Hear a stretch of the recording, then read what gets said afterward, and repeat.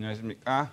네, 오늘은 그 소송 구조에 대해서 실제로 소송이 제기됐을 때 어떤 식으로 그 법원 판사가 판결을 하느냐, 그런 소송 절차에 대해 좀 설명을 드릴 텐데요. 오늘 강의만 좀 꼼꼼하게 잘 듣고 이해를 하셔도 변호사들이 하는 이 소송을 하는 여러 가지 방법이나 기술 같은 것도 알게 되기 때문에 실제 여러분들이 집안에 또 이제 법률적인 문제가 있거나 이랬을 때 여러분들이 직접 소송을 수행하시는 데 있어서 도움이 많이 될 거라고 보입니다.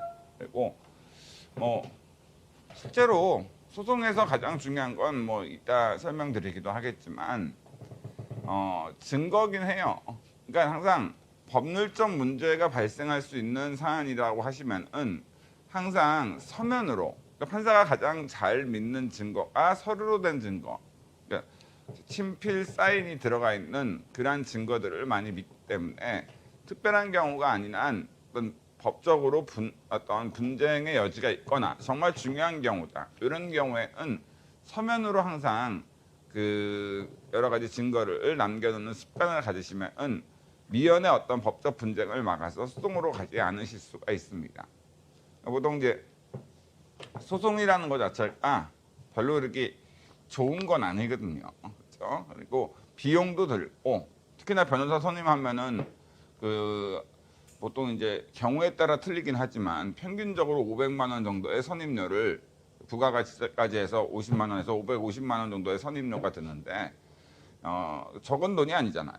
그렇죠? 한 학기 등록금 이상이 되는 경우에 따라 그 등록금이 적은 데라면 두 학기 정도의 1년치 등록금이 되는 그러한 돈이 이제 소요되기 때문에 그 소송이라는 것은 미연에 방지하는 게 가장 좋아요. 그래서 법적 분쟁이 많아서 소송이 정말 많아지면 변호사들, 저도 변호사니까 제 입장에서야 좋긴 하겠습니다만은, 근데 그 분쟁이 많아지고 해서 이렇게 수임 사건이 많아진다, 변호사들한테는 좋을 거긴 하겠습니다만, 네, 그게 변호사들한테도 항상 좋다라고 볼 수는 없긴 해요. 근데 어쨌든 간에 같이 한번 소송 구조에 대해서 실제로 소송이 제기됐을 때 어떤 식으로 판사가 어떤 소송 절차를 통해서 그 판결을 내리는가, 요거를 한번 살펴보도록 할게요. 일단 A라는 사람이 민사소송이든 행정소송이든 소송을 제기했다. B를 상대로 법원에.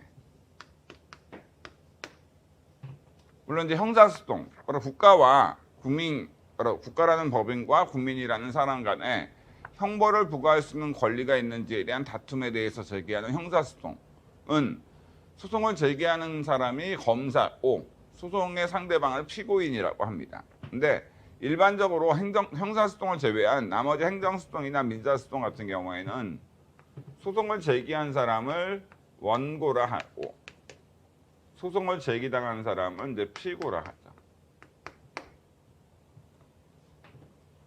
자, 그런데 어쨌든 그 소송이 제기됐다. 그럼 법원은 어제도 잠깐 설명드렸지만 당해 소송이 소송으로서 갖춰야 될 요건, 소송법에 규정된 소송으로서 적법하게 제기되기 위해 갖춰야 될 요건, 소송 요건을 충족했는지 여부를 심리를 해요.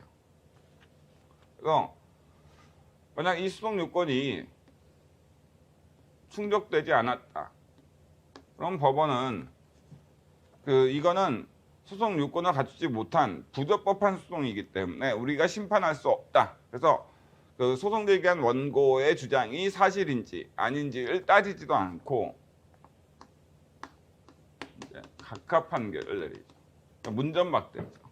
그리고 이제 소송 요건을 갖췄다라고 판단되면 이제 본안 심리, 원고의 주장이 사실인지에 대한 심리를 하게 됩니다.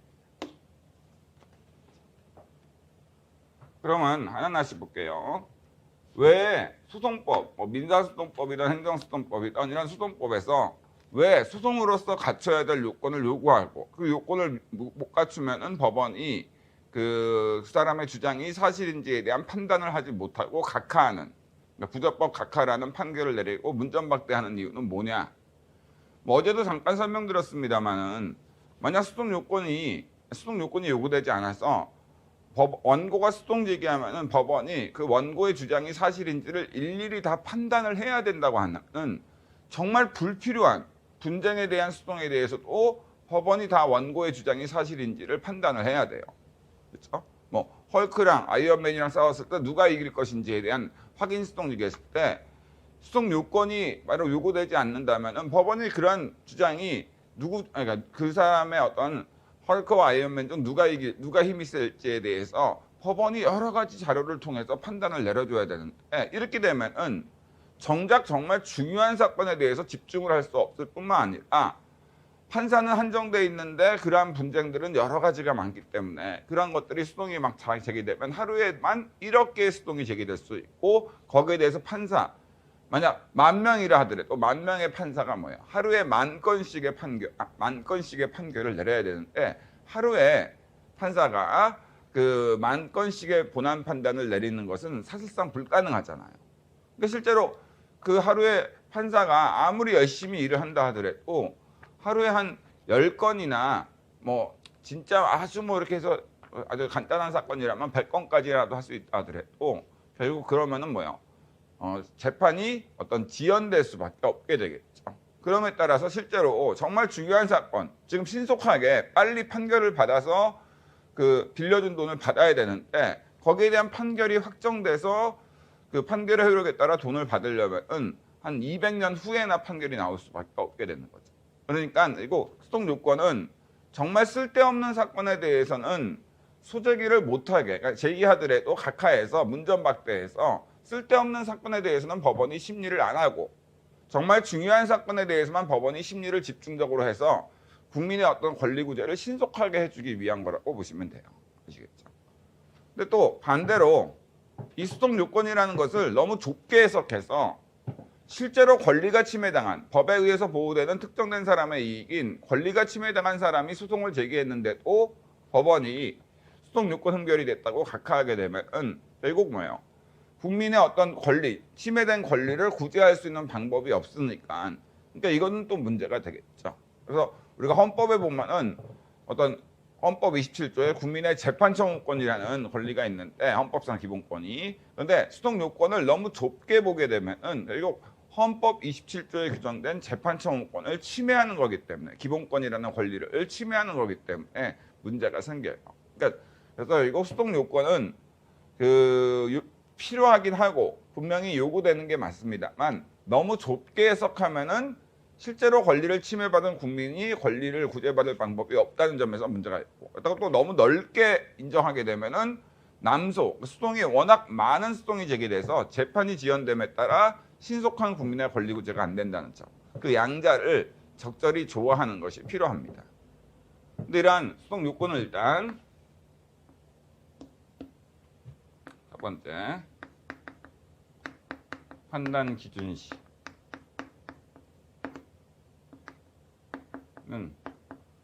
사실심 변론 종결 시.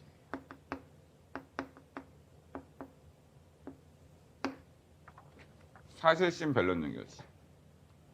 자, 그랬을 때 일단 그럼 사실심은 뭡니까? 사실에 대한 심리를 하는 그러니까 사실이 어떤 객관적인 사실이 존재하는지에 대해서 심리할 수 있는 그러한 거를 사실심이라고 해요. 그래서 사실심은 지방법원인 1심, 그 다음에 보통 고등법원인 2심.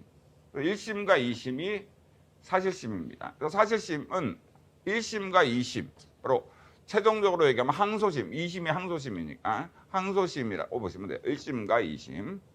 변론종결시는 이따 보면 알겠지만 최후의 변론기일이라고 하는데 근데 최후의 변론기일이라고 하는데 그냥 실무적으로 그냥 간단하게 실제 뭐 항상 그런 건 아니지만 판결 선고 2주 전이라고 보시면 될 것 같긴 해요. 판결 선고일로부터 2주 전이 보통 최후의 변론기일로서 물론 이제 경우에 따라 그 재판부에 따라 다르긴 하지만 보통 그렇게 생각하시면 됩니다. 그러니까 판결 선고 2주 전 정도라고 보시면 돼요. 아시겠죠? 참고로 사실심, 그러니까 1심과 2심, 지방법원과 고등법원인 1심, 2심은 사실에 대한 심리를 할 수 있는 사실심인데 그러면 3심, 바로 상고심이라고 하는 대법원에서는 뭐를 하는 거냐? 법률심만 해요. 법률심. 아시겠죠? 그렇기 때문에 예를 들어서 형법에 그냥 이해만 하시면 돼요. 적으실 필요도 없고. 거기 다 여기 프린트에 웬만한 내용들이 다 써져 있고 제가 상세하게 설명을 했으니까 이 프린트를 꼼꼼하게 여러분들이 여러 번 반복해서 읽어보시면 좋아요. 살인을 하면은 사형이나 무기징역 또는 징역 5년 이상을 부과하도록 형벌이 되는데 A가 예를 들어서 어떤 B라는 사람이 이제 죽었는데 사망. A가 무당한테 가서 무당과 함께 B가 죽으라고 B 죽으라고 구술했어. 그래가지고 막 저주를 부었어. 근데 실제로 이제 B가 사망한 거야. 근데 여기에 대해서 이제 검사는 A의 일한 행위가 살인이라는 범죄 구성 요건에 해당한다고 해서 기소 그리고 공소를 제기했다 합시다.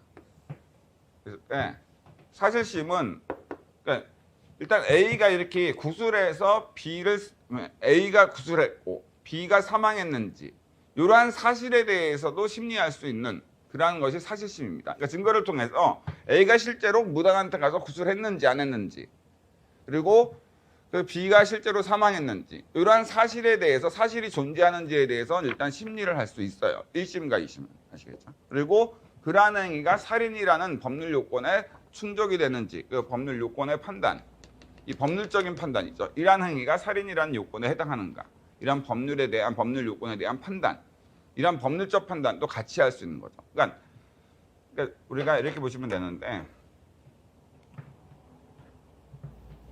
이런 부분, 그러니까 실제로 이런 것이 존재하는지 여기에 대해서가 이제 사실이고 사실 확정이라고 하죠. 증거를 통해서 사실을 확정하고 그다음에 살인이라는 요건이 무엇인가에 대한 요건을 해석하고 확정된 사실이 요건에 포섭되는가 이건 이제 적용 판단이라고 하죠.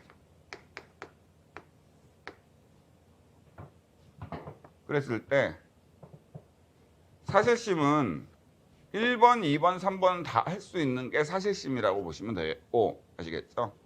법률심은 결론적으로 말씀드리면 뭐예요?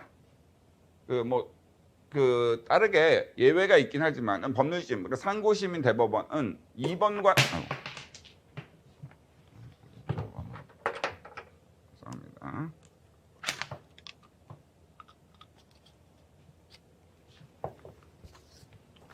자, 2번과 3번만 하는 이게 바로 이제 법률심이라고 보시면 돼요. 예를 들어서 1심에서 객관적인 증거를 통해서 이 사람이 구술했다는 사실을 확정했고 그 다음에 굿이 바로 B가 죽었으면 좋겠다라는 취지로 구술했고 그래서 실제로 B가 사망했다는 사실이 확정됐어. 그리고 이러한 행위가 바로 B라는 사람을 A가 죽인 살인이라는 요건에 충족된다고 해석을 해서 판단을 해서 징역형을 부과했거든요. 근데 여기에 대해서 대법원으로 왔어. 대법원은 이러한 사실 확정을 제대로 했는지에 대해서는 원칙적으로 심리를 못하고요.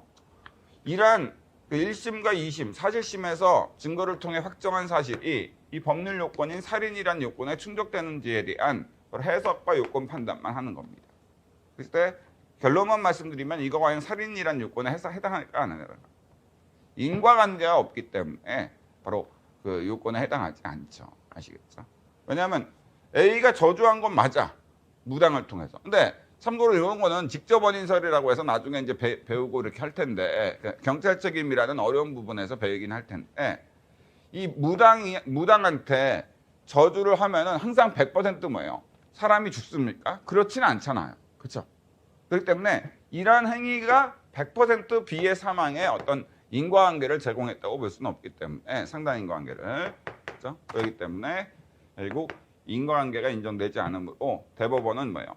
최종적으로 이제 법률적인 판단을 했을 때 이러한 사실심을 통해서 확정된 사실이 이러한 살인이라는 법률 요건에 충족되는지에 대한 법률적인 판단을 통해서 만약 충족이 안 된다고 대법원이 최종적으로 판단하면 이제 무죄 판결이 최종적으로 나오게 되겠죠. 그래서 이것이 이제 바로 이제 그 사실심과 법률심의 차이인데 굳이 여러분들이 이거를 이해하실 필요가 있는가? 설명은 드리긴 했어요. 근데 설명은 드렸지만 굳이 이해하실 필요는 없다. 네. 민사소송법 여러분들 시험 보시는 거 아니니까 그냥 그 책에 사실심이라는 표현이 나오고 법률심이라는 표현이 나올 테니까 행정법 책을 보면은 근데 그게 무엇인가에 대해서만 여러분들이 지금 제가 설명드린 대로 알아두시면 될 것 같습니다. 그러니까 어쨌든 소송 요건에 대해서는 판단 기준 시점이 사실심 변론정 결시. 그러니까 만약 2심까지 갔다면은 최종적으로 본다면 2심 바로 항소심 변론정 결시가 이제 소송 요건 판단의 기준 시점이 돼요. 그러니까 만약 원고가 소송 제기를 했는데 그 소송 제기가 소제기 당시에는 소송 요건을 못 갖췄어. 근데 사실심 변론정 결시를 기준으로 소송 요건을 갖추게 됐다. 그럼 법원은 소송 요건을 갖췄으니까 본안 심리를 해서 본안 판결을 내려줘야 되고 만약 원고가 제기한 소송이 소제기 당시에는 소송 요건을 갖췄는데 사실심 변론정 결시를 기준으로 보니까 소송 요건을 갖추지 못하게 됐어. 그럼 법원은 각하 판결을 내려야 됩니다. 아시겠죠? 그다음에 판단 방법. 직권 조사사항.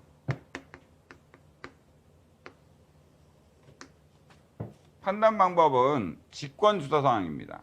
무슨 얘기냐? 소송 요건에 대해서는 원피고가 소송 요건을 갖췄다라고 인정하더라도 법원이 직권으로 심리해서 소송 요건을 못 갖추면 각하할 수 있다는 거야. 그러니까 원피고의 주장과 상관없이 법원이 직권으로 심리해서 만약 원고와 피고 모두 원고 적격이라는 소송 요건을 갖췄다고 인정을 하는데 법원이 직권으로 조사해 보니까 원고 적격 못 갖췄다. 그럼 법원은 각하 판결을 내릴 수 있는 겁니다. 소송 요건은 직권 조사 사항입니다.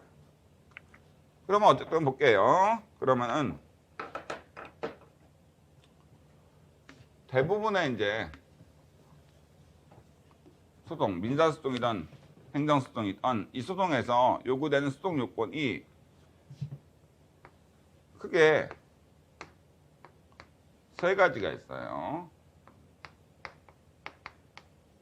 대상적, 원고적, 그 다음에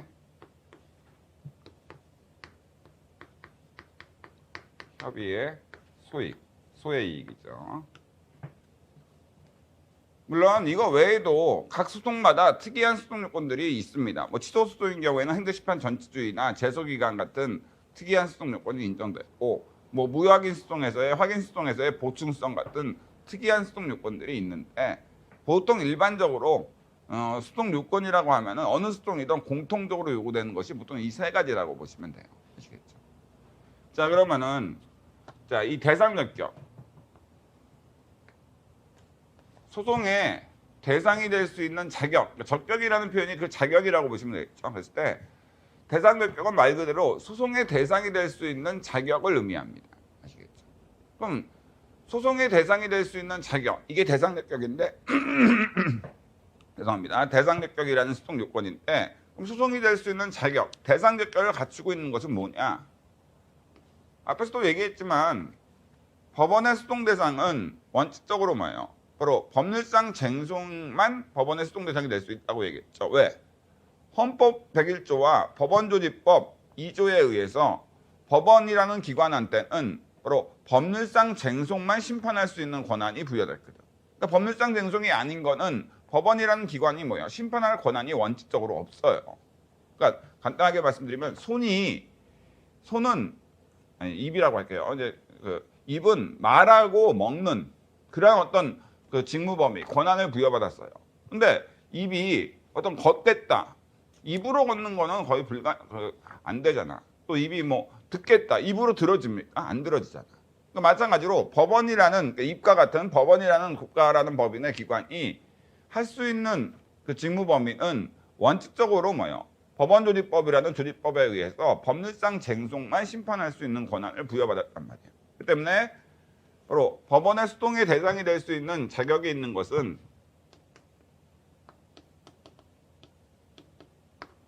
법률상 쟁송입니다. 그렇죠? 근데 이 법률상 쟁송이 무엇인지에 대해서는 제가 앞에서 얘기했죠. 바로 사람과 사람 간의 구체적인 권리 의무 다툼. 이게 이제 법률상 쟁송이라고 했어요. 아시겠죠? 그래서 실제로 그래서 결론적으로 말씀드리면 법원의 수동 대상이 될 수 있는 것은 원칙적으로 사람과 사람 간의 구체적 권리 의무 다툼이다. 바로 법률상 쟁송이다. 그래서 실제 실무적으로 본다면은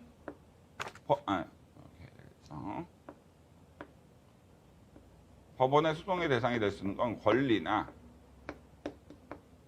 의무나 법적 행위, 바로 권리 의무 변동을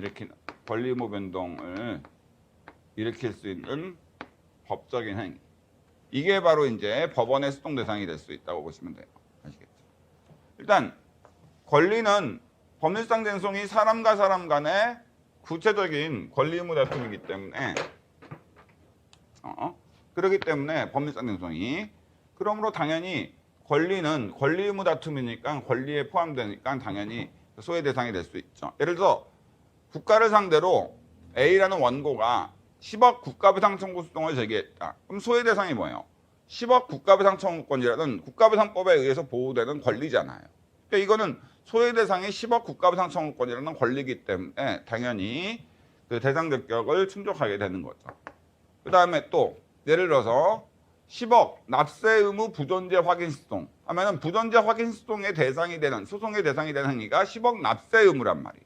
그러니까 권리가 아니라 의무더라도 하여튼 권리 의무 다툼에서 의무의 다툼이 있으니까 당연히 뭐예요?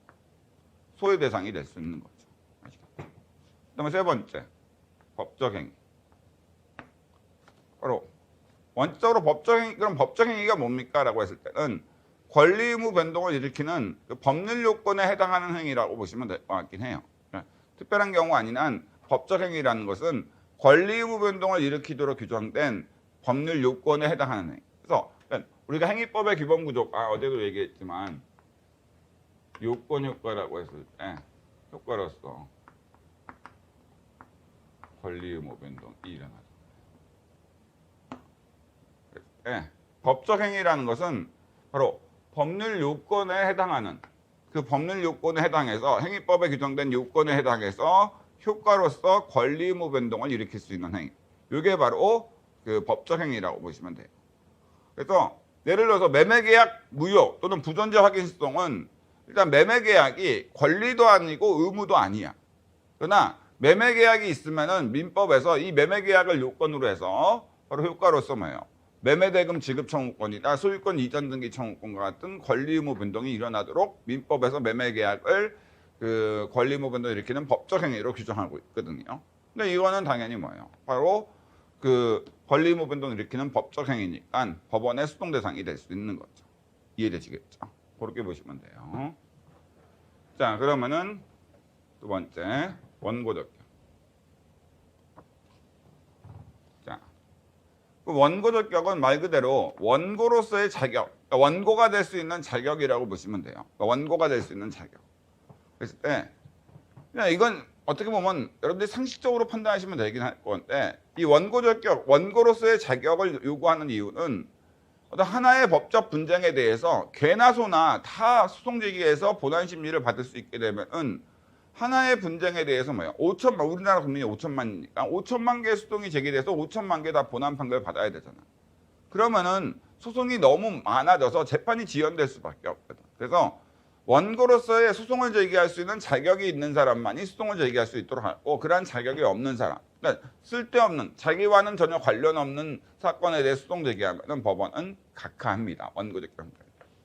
그럼 기본적으로 원고적 격은 누구한테 인정되느냐라고 했을 때 보통 뭐 여러 가지가 얘기할 수 있습니다만 권리, 이 권리가 그 법에 의해서 보호되는 특정된 사람의 이익인 권리가 있다고 주장하는 사람, 이런 사람한테 원고로서의 자격이 있다고 보시면 돼요. 그래서 그러니까 원고적 격은 기본적으로 여러분들이 생각하시는 것은 전혀 관련되지 않은 사람이 소송 제기하는 것을 막기 위한 소송 요건이라고 보시면 돼요. 아시겠죠? 그래서 권리가 있다고 주장하는, 자기한테 권리가 있다고 주장하는 이런 사람한테 기본적으로 원고적 격이 인정된다라고 생각하시면 될 것 같아요. 예를 한번 들어볼게요. 그러니까 이런 경우에는 원고적 격이 없다는 거죠. 예컨대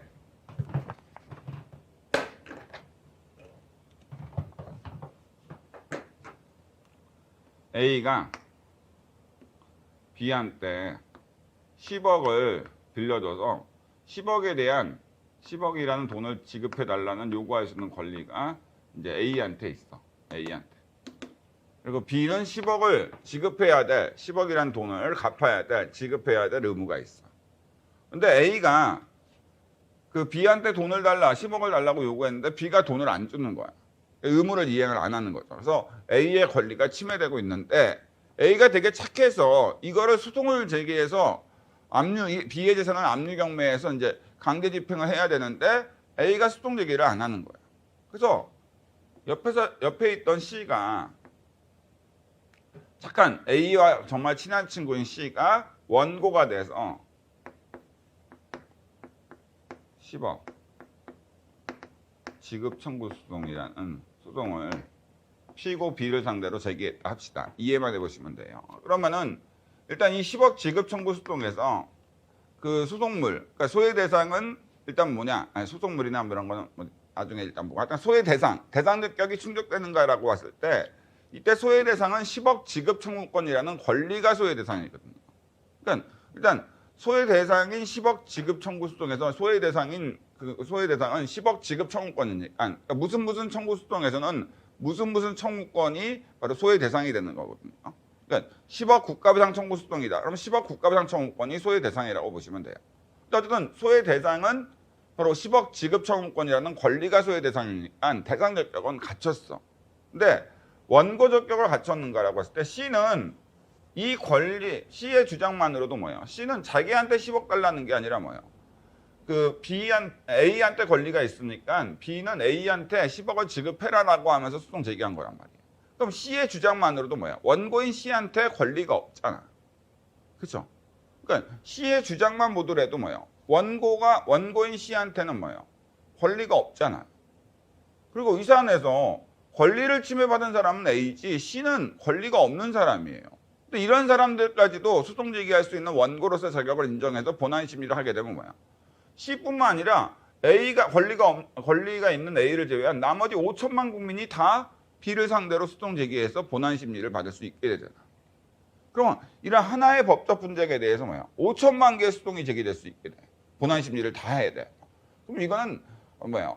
낭비죠, 낭비. 그래서 하나의 분쟁에 대해서 5천만 개 소송 제기해서 그거를 다 법원이 본안 심리에서 본안 판결을 내리는 것은 가뜩이나 지금도 소송이 많아 죽겠는데 판사들 입장에서 정말 힘든데 아시겠죠? 이거는 더욱더 힘들게 하는 거라고 보시면 됩니다. 아시겠죠? 그리고 그 참고적으로 많은 분들이 검사나 판사 혹시나 이제 그런 거 이제 되시려고 노스쿨 준비하시는 분들도 있고 하실 텐데 좋은 직업이냐, 직업 만족도가 높냐? 글쎄요, 만족도가 높을 수도 있긴 해요. 근데 글쎄 저는 그렇게 좋은 직업이라고 생각하지는 않습니다. 이게 제 입장이에요. 물론 개인 입장인데 아시겠죠? 그러니까 왜 그러느냐? 첫 번째로 그러니까 제 느낌상으로는 그랬어요. 뭐 그렇지 않은 분들도 있으니까 이건 적성에 따라 사람이 틀릴 수 있는 거지만 제가 이제 검사인지 하고 그다음에 이제 변호사도 하고 판사 생활은 사실 해본 적은 없습니다. 근데 그 판사 친구인 친구들이 많으니까 아시겠죠? 근데 얘기 들어보면은 다들 바빠요. 일이 너무 많아.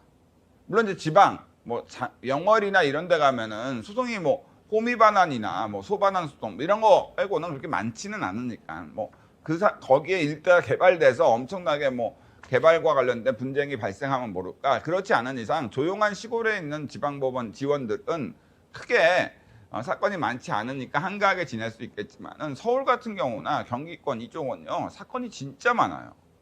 그러니까 뭐 12시 이전에 퇴근하는 거는 꿈도 못 꾸는 경우가 오히려 많아. 토요일도 나오는 경우도 많고 아시겠죠? 그래서 참 그 일이 되게 많습니다. 그리고 분쟁이라는 게 그나마 행정직 공무원분들은 나중에 이제 설명드리겠지만 행정이라는 게 장래 사회형성 활동인데 사법은 과거에 발생한 권리 의무 다툼, 법률상 쟁송을 해결하는 활동이다 보니까 이게 좀 보람이 있는 일인가라고 했을 때 보람이 없는 경우들이 더 많아요. 일단 그렇습니다. 실제로. 그러니까 실제로 굉장히 업무가 가중돼 있다. 뭐 5급 시험 붙으면은 또 업무가 가중되지 않습니까? 옛날에는 진짜 가중되는 게 많았지만 그거는 여러분들이 사실 선택할 수가 어느 정도까지는 선택이 가능해요. 업무가 좀 가중되지 않은 이런 그 부서로 지원을 하시거나 하시면은 충분히 6시에 우리가 퇴근할 수 있는 정시에 퇴근할 수 있고, 또 요즘에 업무가 많은 부서 또 뭐 국감이나 이런 특별한 사안이 아닌 이상은 6시에 보통 퇴근하게 해줍니다. 아시겠죠? 좀 그래요. 그래서 어떤 자 쓸데없는 얘기를 했습니다만 원고적 격에서는 이렇게 원고가 그 수동적이한 원고한테 그 권리가 없다. 바로 주장하는 것 자체만으로도 원고한테 권리가 인정되지 않는다고 판단되면 법원은 그 각하를 합니다. 아시겠죠? 원고적 경계도. 자, 됐고요. 그래서 기본적으로 하여간 원고로서의 자격, 원고적 격은 정말 쓸데없는 수동을 막기, 쓸데없는 그 원고가 수동적이한 걸 막기 위해 요구하는 수동이라고 생각하시면 돼요. 그럼 협의 소익. 협의 소익은 뭐냐? 그리고 이거는 원고 승소 판결을 이제 어제도 설명 간단하게 드렸지만 인용 판결이라 하는데, 인용 판결. 그러니까 원고가 인용 판결 받을 시. 그러니까 원고 승소 판결을 받을 시. 이게 바로 협의 소익입니다. 그러니까 원고가 당해 수동해서 인용 판결을 받는다 하더라도 원고한테 회복된 이익이 없다. 그러면은 그때는 뭐예요? 협의 소익 근결로 각하되는 거예요. 아시겠죠? 왜? 아니 우리가 수동을 제기해서 원고가 수동 제기한 건 인용 판결, 원고 승소 판결을 받기 위한 건데, 근데 원고 승소 판결을 받는다 하더라도 원고한테 회복되는 이익이 없어. 그럼 당해 수동을 제기할 이유가 없잖아. 그러니까 당연히 이런 쓰잘데기 없는 수동은 뭐예요? 법원이 분쟁을 해결하다 하더라도 원고한테 회복되는 이익이 없는데 굳이 이거를 뭐예요? 시간을 투자해서 법원이 뭐예요? 본안 판결까지 내릴 이유가 없잖아.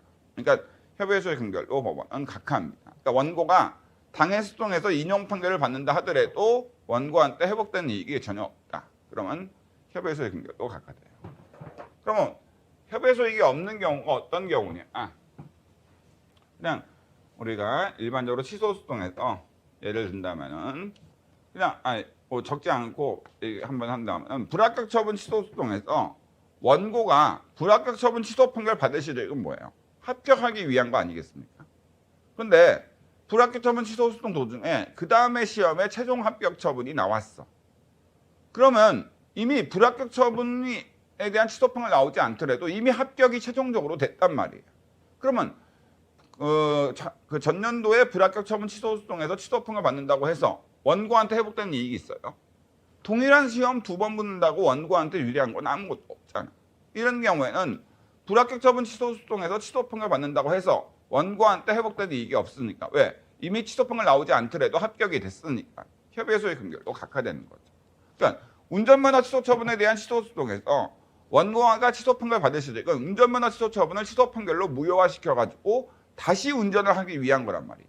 근데 운전면허 취소 처분에 대한 취소 수동에서 서울지방경찰청장이 운전면허 취소 처분을 직권 취소해서 바로 그 운전면허 취소 처분이 소멸됨에 따라 이미 취소 판결 나오지 않더라도 운전할 수 있게 됐어. 그러면 지금은 취소 판결 나오지 않더라도 이미 운전할 수 있게 됐거든. 그럼 취소 판결 나온다고 해서 원고가 회복되는 이익이 있는가? 없잖아요. 왜? 취소 판결 나오지 않더라도 이미 소송 도중에 직권 취소에 의해서 운전면허 취소 처분이 소멸됨에 따라 운전할 수 있게 됐거든. 이런 경우에는 당연히 협의 소익이 없게 되는 겁니다. 이해되시겠죠? 그런 식으로 보시면 될 것 같아요. 자, 그래서 이거 외에도 수동 요건은 많이 있습니다만 보통 수동 요건이라고 하면은 요 세 가지가 보통 수동 요건으로 요구된다. 어느 수동이든 그렇게 일단 생각하시면 될 것 같아요. 자, 그럼 됐습니다. 그럼 이제 수동 요건은 됐고.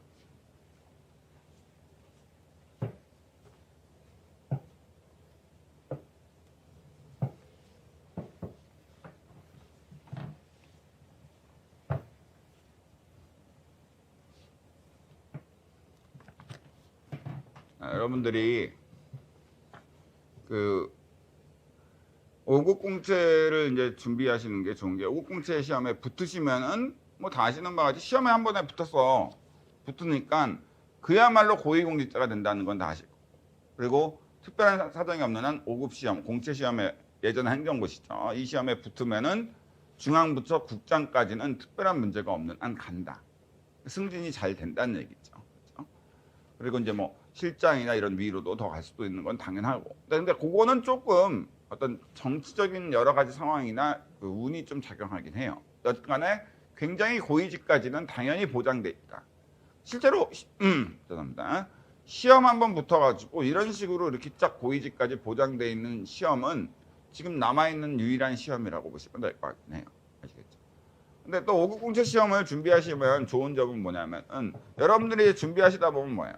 경제학과 행정법, 또 행정학 이런 것들을 주관식 시험으로 돼 있다 보니까 뭐예요? 깊이 있게 여러분들이 공부를 하시죠. 내용을 이해하려고 이해하지 못하면 객관식이야 암기해서 이렇게 하면 되는데 주관식은 뭐예요?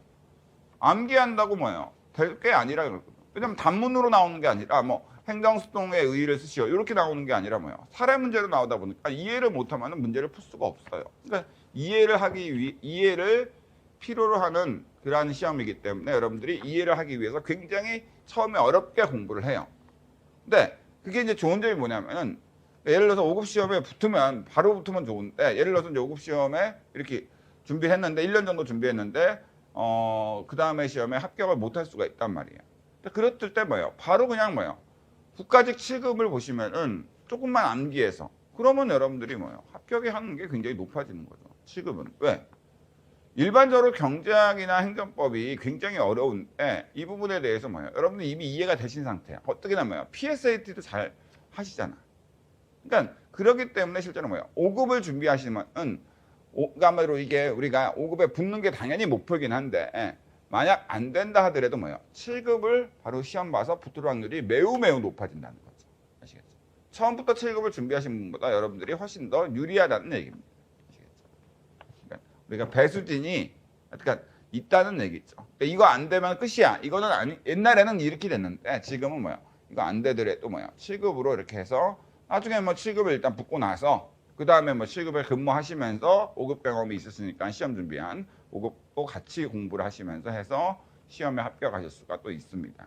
실제로 7급 시험을 이제 합격하셔가지고 한 근무를 좀 1년 정도는 이제 바쁘니까 1년 정도 초반에 일 배워야 되니까 근무하신 후에 준비를 하셔가지고 그 5급 시험에 합격하셔서 이렇게 하신 분들도 꽤 있습니다. 아시겠죠? 자, 어쨌든 볼게요.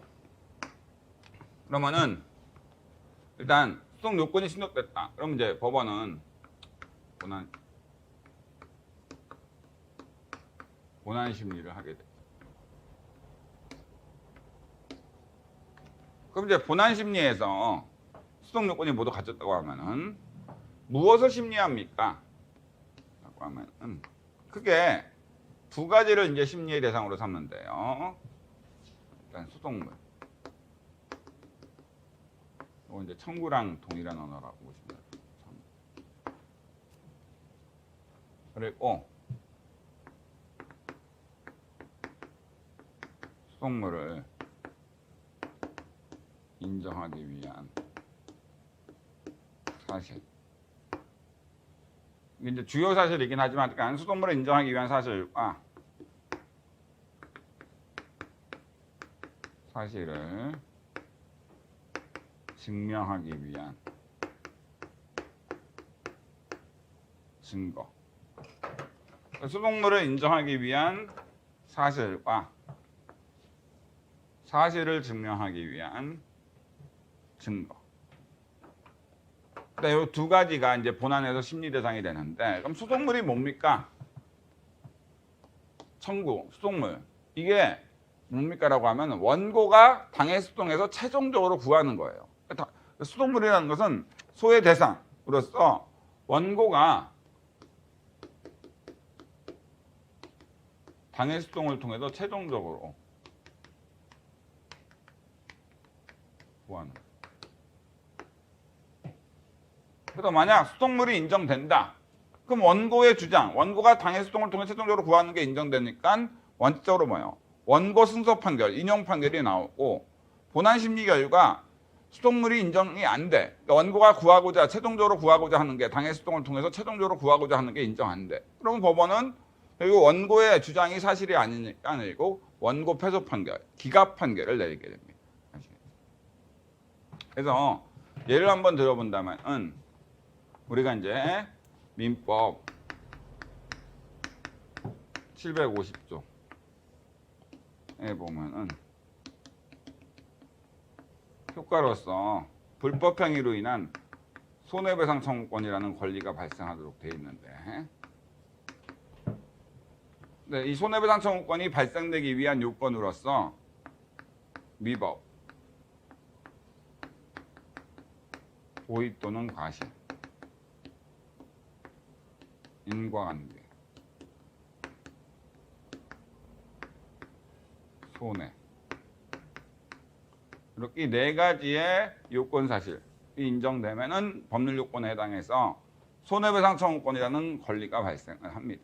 아시겠죠? 자, 그랬을 때 예를 들어서 A라는 사람이 B가 이제 의사인데 그 수술을 했는데 B가 어떤 수술을 잘못한 것 같아요. 왜냐하면 A가 이 수술하기 전에 멀쩡했는데 수술한 이후에 하반신 마비가 됐거든. 그러니까 여기에 대해서 뭐예요? B를 상대로 10억이라는 피해가 있다고 해서 10억 손해배상 청구 소송을 제기했다. 수동 요건이 모두 갖춰졌다는 전제 하에서, 왜냐하면 일단 수동 요건 갖춘 게 손해배상 청구 소송이니까 일단 소의 대상은 손해배상 청구권이라는 민법 750조에 의해서 보호되는 권리를 소의 대상으로 했으니까 대상 적격 갖췄고, 원고 적격으로 A가 자기한테 손해배상 청구권이라는 권리가 A라는 원고, 수동 얘기한 원고한테 있다고 주장하기 때문에 원고가 주장하는 권리가 있으니까 원고 적격 인정되고, 여기에 대한 인용 판결이 나오면 A는 B로부터 10억을 받을 수 있으니까 인용 판결에 의해서 회복되는 이익이 협의의 소익이 있는 거죠. 그래서 이제 본안 심리로 갔어. 근데 본안 심리에서 그럼 여기서 이 소송에서의 수동물은 뭐냐? 원고가 10억 손해배상 청구 소송에서 최종적으로 구하고자 하는 건 뭐야? 바로 10억 손해배상 청구권이 있다. 바로 10억 손해배상 청구권의 전부가 수동물이 되는 거죠. 그러니까 10억 손해배상 청구 소송에서 원고가 최종적으로 구하는 건 자기한테 B를 상대로 10억을 달라고 요구할 수 있는 손해배상 청구권이라는 권리가 있다는 주장 아니겠어요? 이것이 이제 수동물이 되는 거야. 그러면은 여기서 이제 소송물을 인정하기 위한 사실. 그럼 여기서 이제 이 소송에서 10억 손해배상 청구권이라는 이 권리가 바로 수동물이라면 그 수동물을 인정하기 위해서는 뭐예요? 법에 규정돼 있잖아. 위법성, 고의과실, 인과관계, 손해. 그리고 이 네 가지 사실이 모두 인정돼야지 요건에 해당해서 효과로서 손해배상 청구권이라는 수동물이 발생하니까 이 수동물을 인정하기 위한 여기에 해당하는 요 네 가지 사실. 이게 바로 위법성, 고의과실, 인과관계, 손해. 이것이 바로 수동물을 인정하기 위한 사실입니다. 그리고 사실을 증명하기 위한 증거라고 했는데, 이때 증명이라는 것은 판사가 증거를 통해서 당해 사실이 존재하는지에 대해서 100% 확신을 얻는 걸 증명, 입증이라고 해요. 그러니까 판사가 어떤 사실이 존재하는지에 대해서 증거를 통해서 100% 확신을 얻는 그런 것을 증명, 입증이라고 합니다. 그러면 증거라는 것은 이거 그 원피고 사이에 다툼 있는 사실에 대해서 그 판사한테 100% 존재한다는 그 사실이 존재한다는 것에 대해서 100% 확신을 주기 위해서 제출하는 자료, 이게 이제 증거인데요. 이 증거에는 일단 여러 가지 방법이 있지만 크게 이제 5가지, 변론의 전치지까지 5가지라고도 하고 합니다만은 실제로 요즘에는 뭐예요? 그리고 4가지, 그러니까 변론의 전치지는 그렇게 중요하지는 않고 실제로는 4가지인데, 증인도 하나의 증거 방법이긴 해요. 증인이 법정에 나와서 증언하는 것도 하나의 증거 방법입니다. 그다음에 서증, 서류로 된 증거죠. 매매계약서, A 원고가 매매계약 부존재 확인 소송 제기하면서 매매계약이 체결된 적이 없다라고 주장하는데 피고인 B는 매매계약 체결됐다라고 주장해요. 매매계약이 체결됐다는 사실에 대해서 다툼이 있는데 여기에 대해서 뭐예요?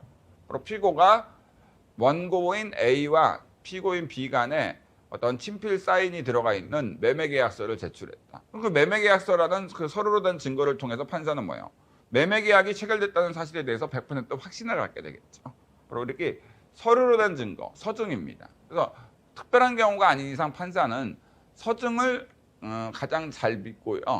증인은 잘 믿지는 않아요. 그래서 신빙성이 있는가에 따라 판단하는데, 그래서 증인의 증언이 결정적인 증거로서 판단되는 경우는 형사사건인 경우, 특히나 형사사건에서도 뇌물이나 또는 어떤 그 성범죄, 이런 것들은 객관적인 물적 증거가 안 남을 수가 있기 때문에 성추행이나 뭐 이런 것들은 객관적인 물적 증거가 남기 어렵기 때문에 증인의 증언이 일관되고 신빙성이 있으면은 그것만으로도 증명된 걸로 판단하는 경우가 많이 있습니다. 아시겠죠? 자, 아시겠죠? 자, 그래서 됐고 그다음에 검증. 이건 이제 판사가 직접 눈으로 보는 거죠. 판사가 직접 눈으로 보는. 그래서 그 변호인이 또는 뭐 검사가 현장 검증을 신청합니다라고 이제 했어. 그래서 이제 현장에 범죄 현장에 이제 판사가 직접 갔어. 판사가 보니까 목매달아서 죽었다라고 했는데 그 죽은 피해자의 키와 이 천장 높이를 직접 눈으로 봐서 센치를 직접 판사가 재봤어. 현장 검증에서. 그랬더니 뭐예요? 안 맞는 거예요. 왜냐하면은 사람이 자살하려면 뭐 죽으려면 여러 가지 방안으로 죽을 수 있고 정말 쉽게 죽을 수 있는 방법 뭐 쉽게 참 운이 나빠서 쉽게 죽는 경우도 있긴 하겠지만은 보통 의학적으로 제가 이제 목을 매달려고 한다. 그러면 이 정도 높이 이상은 돼야 돼요. 아시겠죠? 왜냐면 사람이 목을 매달면은 그 늘어난대요. 어떻게든 뭐 사람이 살려고 하는 건지 몰라도 저도 이제 국가수 얘기를 들었으니까 늘어난대. 그렇기 때문에 목을 사람이 이제 자살을 하려면은 실제로 자기 키보다 훨씬 높은, 그러니까 1m인가 정확히 제가 기억은 안 납니다만 그 정도의 높이가 있어야만 자살을 할 수 있다는 거야. 근데 실제로 검증해 본 결과 아니 1m가 아니라 높이가 뭐 90cm였다. 이 정도면은 자살이라고 볼 여지가 있으니까 살인했다는 사실에 대해서 증명이 안 된 게 될 수 있는데 실제로 높이를 보니까 30cm밖에 안 돼. 키보다. 이렇게 30cm밖에 안 돼. 그럼 이걸로는 자살할 수 없다라고 이제 판단해서 이거는 타살, 바로 실제로 살인행위에 해당한다라고 이제 검증을 통해서 확신할 수도 있는 거죠. 그래서 현장 검증 같은 게 이제 판사가 직접 눈으로 보는 거, 검증. 그다음에 감정, 전문가한테 맡기는 거죠. 국가수한테 어떤 필적이나 지문 감정을 의뢰한다거나 이런 걸 통해서 또는 필적 감정 이런 것들 하는 거. 이런 것도 하나의 증거 방법이, 사실을 증명하기 위한 증거 방법. 자, 그래서 일단 그러면 어쨌든 볼게요. 실제로 요산 한번 예를 들어 볼게요. A가 B를 상대로 의사를 상대로 10억 손해배상 청구 소송을 제기했어. 그럼 이제 소송물은 10억 손해배상 청구권의 존부가 수동물이고 그 수동물을 인정하기 위한 사실은 여기 손해배상 청구권이 인정되려면 위법성, 고의과실, 고의 또는 과실, 인과관계, 손해가 인정돼야 되겠다. 그리고 증거야 뭐 이렇게 됐습니다. 어쨌든 볼게요. 그러면 일단 소송물에 대한 심리 절차.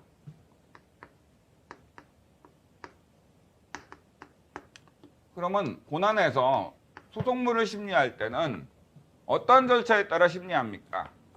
여기에 대해서 그 민사소송법은 그 원칙적으로 불고불리 원칙, 그러니까 처분권주의로 할게요. 처분권주의에 따라서 소송물을 심리합니다. 그럼 처분권주의는 뭐냐? 법원은 원고가 구하는 소송물에 대해서만 심리할 수 있고 원고가 구하지도 않은 소송물에 대해서는 심리 판결할 수 없다. 그러니까 뭐 학문적으로 얘기한다면 소의 개시, 소의 대상, 그다음에 소의 종료는 법원이 직권으로 할 수 없고 당사자, 원피고의 소송에서 당사자라는 표현이 있으면 원피고를 의미하거든요. 소송 당사자, 바로 원피고의 처분에 맡긴다. 이게 이제 처분권주의, 불고불리 원칙인데 그냥 여러분들은 편하게 생각하시면 이렇게 보시면 될 것 같아요. 원고가 구하는 소송물만 법원은 심리 판단 내릴 수 있고 원고가 구하지도 않은 소송물에 대해서는 심리 판단 내릴 수 없다. 이게 바로 처분권주의, 불고불리 원칙이라고 보시면 됩니다. 예를 들어서 원고가 지금 이 사안에서 10억 손해배상 청구 소송 제기했어. 근데 법원이 본안 심리한 결과 실제 진실은 여러 가지 증거에 의해서 진실을 보니까 30억 손해배상 청구권이 있는 거야. 진실은 30억 피해가 있어. 그래서 법원이 원고가 10억 손해배상 청구 소송 제기했는데 법원이 30억에 대한 30억 손해배상 청구권이 있으므로 피고는 A한테 30억을 지급해라라는 판결을 내릴 수 있는가? 못 내려요. 이거는 처분권주의에 반합니다. 왜? 원고는 10억 손해배상 청구권이 있다가 10억만 지급해달라고 구했는데 법원이 원고가 구하지도 않은 나머지 20억에 대해서까지 판결을 내리는 것은 원고가 구하지도 않은 소송물에 대해서 판결을 내리는 거기 때문에 처분권주의에 반합니다. 아시겠죠? 자, 그렇게 보시면 돼요. 그러면은 이거는 가능합니까? 원고가 10억 손해배상 소송 얘기했는데 실제로 그 증거를 통해 진실을 발견해 보니까 7억 정도에만 권리가 인정돼. 7억 정도에 대한 손해배상 청구만 인정돼. 이랬을 때 법원이 10억 중 7억만 인용하는 것이 가능합니까? 이건 가능해요. 왜냐? 원고가 10억을 구했다는 것은 10억 손해배상 조건이 있는지만 심리해달라는 게 아니라 원고의 그 소송물 내에는 10억 손해배상 조건이 있다라는 걸 심리해달라. 단지 10억이 아니래도 그 밑에 있는 금액이 있는지도 심리해서 있으면은 인용해달라고 구하는 게 원고의 소송물 내에 포함되어 있기 때문에 당연히 그거는 처분권주의에 반하지 않습니다. 아시겠죠? 그래서 원고가 구하는 소송물에 대해서만 법원은 판단 내릴 수 있다. 참고로 왜 처분권주의라는 게 민사소송법의 대원칙으로서 왜 처분권주의라는 게 소송물 심리 절차로 인정되는가? 진실은 30억 손해배상 조건이 있는데 원고가 10억만 손해배상 소송 얘기했다고 해서 진실과 상관없이 그냥 원고가 구하는 10억에 대해서만 인용평가를 내릴 수 있고 원고가 구하지도 않은 소송물에 대해서는 왜 심리 못하도록 하느냐? 왜 처분권주의가 인정되느냐? 이것도 뭐예요? 결국 신속한 재판을 위한 그런 거라고 보시면 돼요. 신속한 재판. 왜? 만약 처분권주의가 적용이 안 되게 되면은 그러면 법원이 원고가 소송문에서 소송물로 구하지 않더라도 법원이 직권으로 조사해가지고 어떤 소송물이 인정되는지 심리해서 다 일일이 판결을 내려줘야 돼. 그럼 어떻게 돼요? 판사의 부담이 가중되니까 하나의 소송 사건에서 10시간이면 처리할 사건이 뭐예요? 원고가 구하지도 않은 소송물에 대해서까지도 심리 판단 내려줘야 되니까 뭐예요? 바로 뭐예요? 30시간으로 늘어나. 그러면 지금도 대법원 판결까지 민사사건에서 복잡한 사건인 경우 대법원 판결까지 확정되려면 뭐예요? 5년 정도 걸리는데 여기서 뭐예요? 바로 3배나 5배 정도가 늘어나게 되면 뭐예요? 바로 15년이나 20년 후에나 판결이 나오게 돼요. 그렇죠? 그러면 이거는 국민이 신속하게 권리구제를 받지 못하게 되잖아. 그렇기 때문에 결국 처분권주의로 해서 원고가 구하는 것만 법원이 신속하게 심리해서 신속한 재판을 하도록 하는 것이 어떤 실질적으로 뭐예요? 국민의 신속한 권리구제에 도움이 되기 때문에 그런 거라고 보시면 될 것 같아요. 자, 됐고요. 그러면 일단 사실과 증거 심리 절차.